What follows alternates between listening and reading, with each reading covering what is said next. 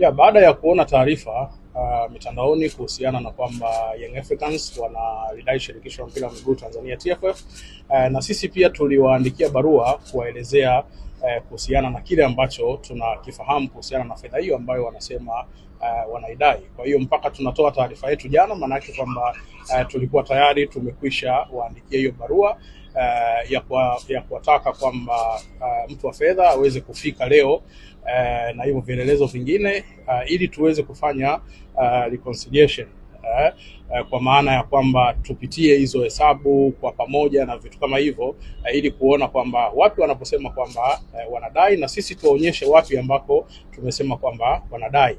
Lakini wamefika leo, na baada ya kufika wameleta tu barua, na baada ya hapo wameondoka, kwa maana kwamba hawakutaka kuzungumza kitu chochote, na wamesema kwamba hawako tayari kwa ajili ya mazungumzo. Na hata katibu mkuu wa TFF Kidau Wilfred alipotaka kuzungumza na CEO wa Young Africans Bwana Mtine, bado CEO alikataa kuzungumza na katibu mkuu wa TFF. Kwa hiyo TFF iko wazi kwamba kama wanasema wana madai, ofisi ipo na wafike ofisini kwa ajili ya hayo madai yote, kwa sababu sisi tunao uhakika, na ndio maana tulisema kwamba sisi tunawadai na vielelezo vyote vipo. Kwa hiyo wao wanataka tuendelee kuandikiana barua. Sasa hizi ni taasisi kubwa ambazo haiwezekani mkaishi kwa kuandikiana barua alafu mnaanza kuzisambaza huku kuzisambaza huku.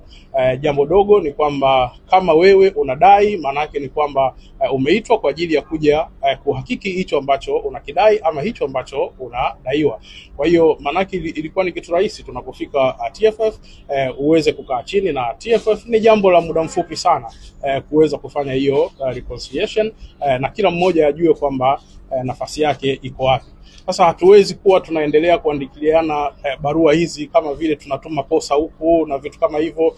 Haiwezekani jambo kama hili. Hizi ni taasisi ambazo kwa namna yoyote ni lazima ufanye kazi kwa namna ile ambayo inatakiwa, ambayo tumewaelekeza nini ambacho cha kufanya. Kwa hiyo wameondoka, wamesema kwamba hawako tayari kwa ajili ya kufanya jambo hilo, na mwisho wa siku wameacha barua.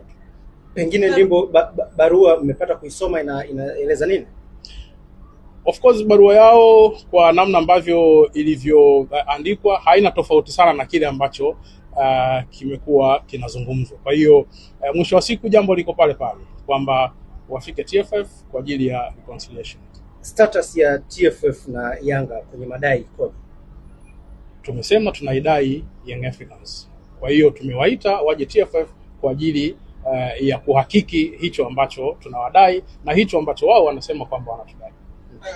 Andre, CEO wa Yanga amesema kwamba hawajui thamani ya mashindano ya CRDB Confederation, na amesema hawajui bingwa anastahili kupata shilingi ngapi. Pengine kutoka TFF na kipi cha kusema juu ya hiki? Kama CEO anasema kwamba hajui kwamba wanatakiwa kupata shilingi ngapi,